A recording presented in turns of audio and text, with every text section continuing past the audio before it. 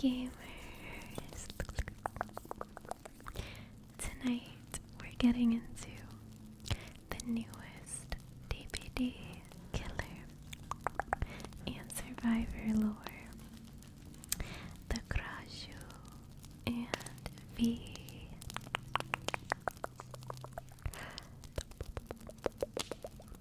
This is during the PTB, so yeah. I don't think the lore is gonna change, but if you guys want to see a video for their perks and cosmetics, make sure to subscribe because that video will be coming out next. So yeah, let's get into it. Let's look at her bio.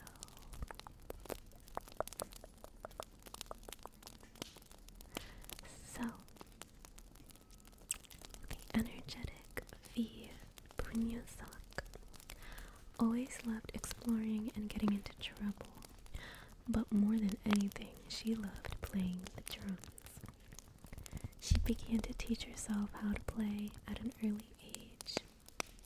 She learned traditional instruments and styles, but really fell in love with modern rock. Oh, she a rock star.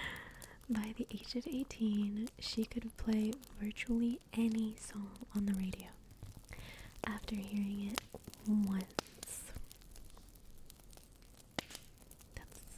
That's dope. As a young adult, she went to a local show and saw Tick and the Kicks. She immediately fell in love with the band's scrappy sound.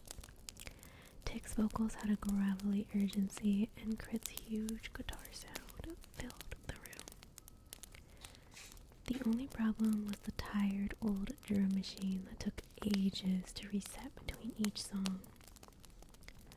But she couldn't get the music out of her head. With no records or merge, the only way she could hear them was live. So she followed them from show to show, learning the simple beats programmed into the drum machine.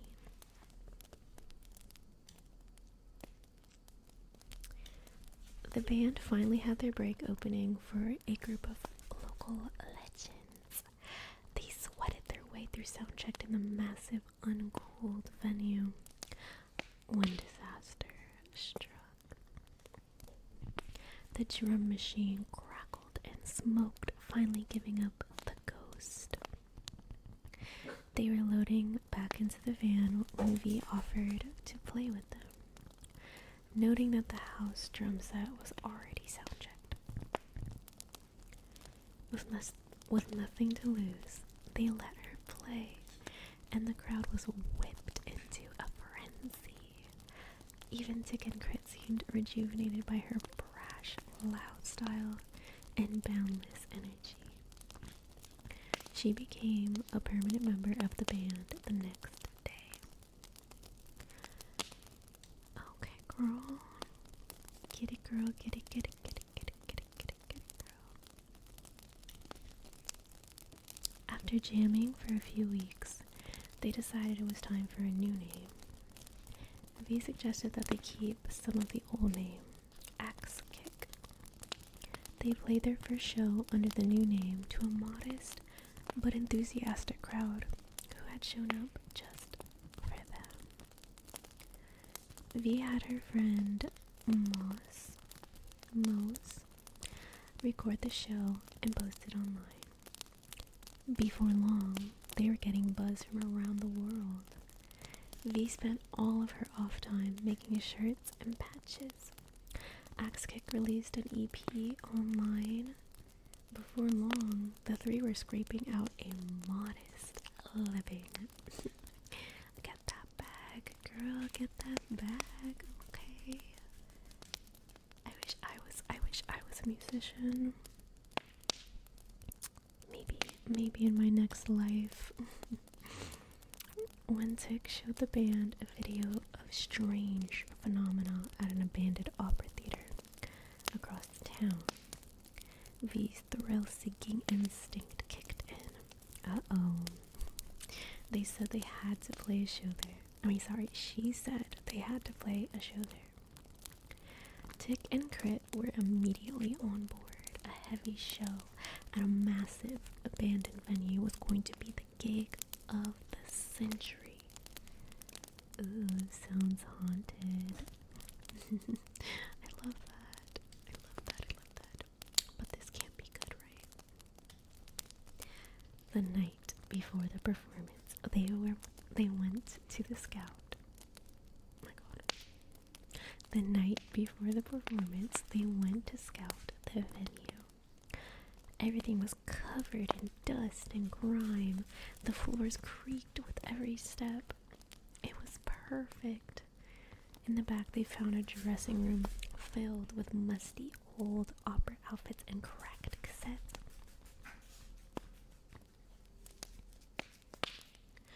With time to kill, they grabbed a couple of pieces from the costumes and threw one of the tapes on. What they heard stopped them in their tracks. Ghostly, unnatural sounds, voices that seemed to dance around the room. Disturbed, they stopped the tape immediately and made for the exit. Oh my gosh, this is getting good. They could make a TV series with this stuff, I swear. DVD be cooking, they be cooking. Okay, back to the story. The next day, the venue was packed. Axe kick sounded tighter than ever.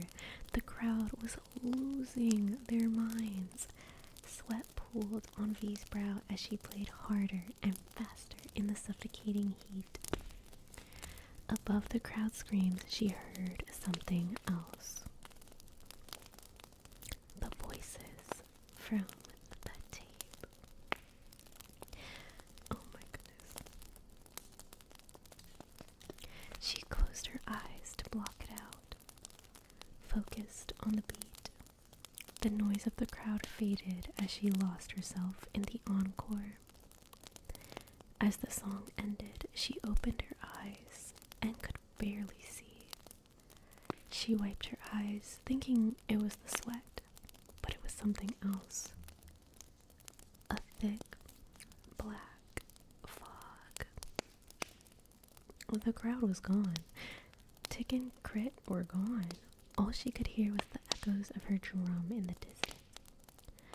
She stood from her stool and strode into the inky blackness to find her friends. Dun dun dun. Okay, so that is the story, the origin story of V. boonyasak. Let's look at her.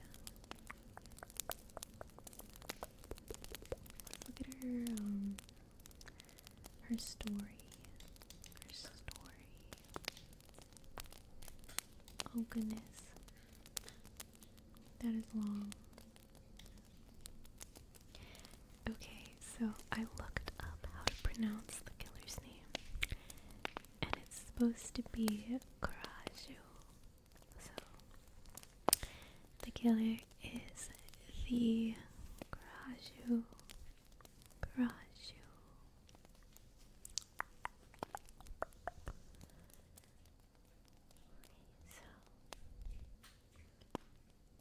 𝗲𝗪𝘂𝗶𝗽𝗺𝗺 Operatic rehearsals in Thailand were a sea of emotion, but despite tiring efforts, she was unable to become anything more than an understudy. What started as a desire to share her gift became an unshakable need for fame. Her childhood friend, 𝐤𝐭𝐚𝐳𝐝, was her biggest supporter, but aside from a shoulder to cry on, there was a little more she could offer. It wasn't until Malai, a fellow singer who had quickly risen the ranks, reached out that Pudong's fortunes changed. changed. These names are getting me, bro.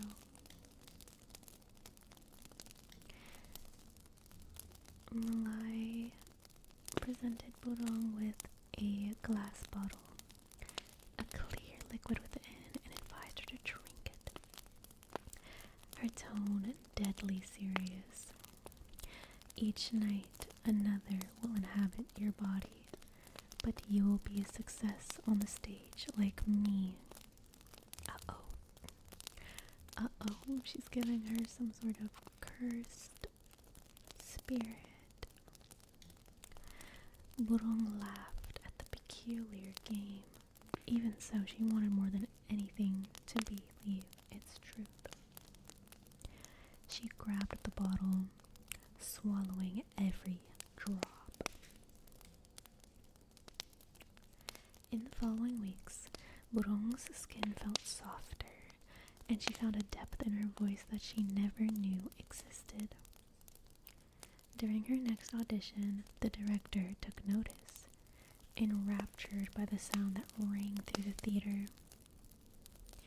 As the song ended, Burong thanked the director before coughing blood into her handkerchief.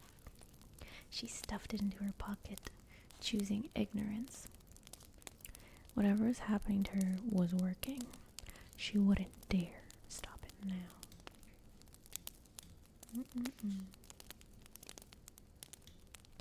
That night, as she slept, a soothing warmth dripped down her body. She bolted upright, hand fumbling for a lamp that wasn't there. She lay in a yard she did not recognize, covered in blood. Next to her, a ravaged chicken coop, feathers and gore staining the ground. She done ate the damn chickens. She stumbled home before the city awoke to the next day.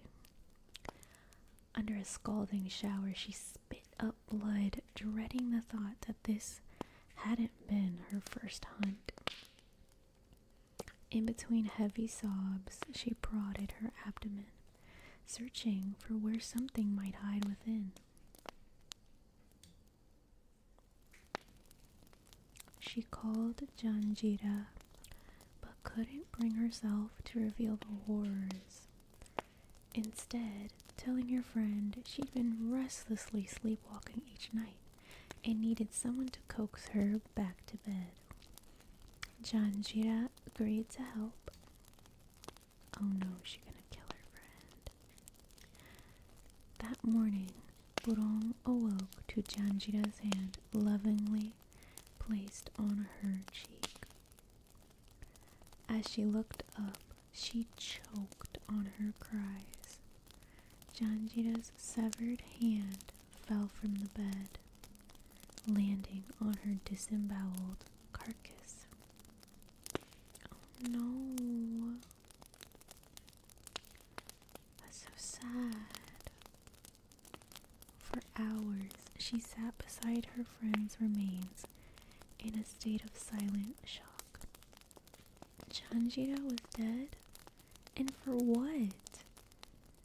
For your dang better singing, that's what. That's sad. When she couldn't stand the smell of blood any longer, she grabbed cleaning supplies. Oh no. As the sun set, a deep stain remained on the carpet. She just hid the body. She walked through the streets until she reached Malai's home. Another victim. Malai opened the door and, upon seeing Burong's eyes, immediately defended herself. She claimed she committed no wrong. She had been cursed, and the only way to be rid of it was to pass it to someone else. She believed that Burong, in her desire for fame, could withstand the torment and achieve what she'd always wanted. Anger stirred within Burong. She fell to the floor as furious heat spilled over her. Malai stared in horror while Burong dug nails into her own skin, ripping at the burning agony. as she tore chunks of flesh from her neck. Her entrails wriggled inside. Her head tore free from her body, a long string of organs dragging behind like fish slapping against the shore. A seething hunger took over as 푸.ong's disembodied head lifted into the air. It swooped at 𝐦𝐤𝐜𝐫, ravenously mauling the woman until nothing remained but blood, hair, and bone. 푸.ong awoke to the mess, unable to find the sympathy to shed a tear. Serves her right. She returned home, allowing her thoughts to swirl until the room filled with light. The phone rang. The director's voice cut through the haze that had settled in her mind. He offered her the leading role. 푸.ong fell to her bed and cried, not from sadness, but relief and elation. What about her friend? Dang. During the evenings on the Bangkok stage, her star shined bright. At night, she fed the creature within, and together they thrived in a world of hunger and song. But the creature always wanted more, and one night it was presented just that. A promise of meat hung on hooks, dripping in tantalizing blood. And then there was the fog. Oh my goodness. That is a brutal story. That is so brutal. Rip her friend. Rip her friend. I would not trade a friend for success. Like, that is messed up. Like, just get good, I guess. I am so upset about that. Oh my gosh, this is the Mori.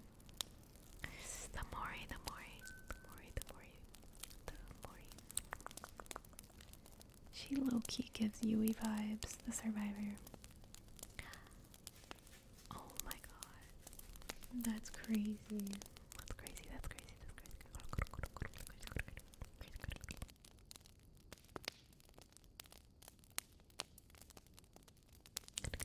Alrighty. That is the lore for the krasue and I will be posting a perks and cosmetics video for them as well after this video, so make sure to subscribe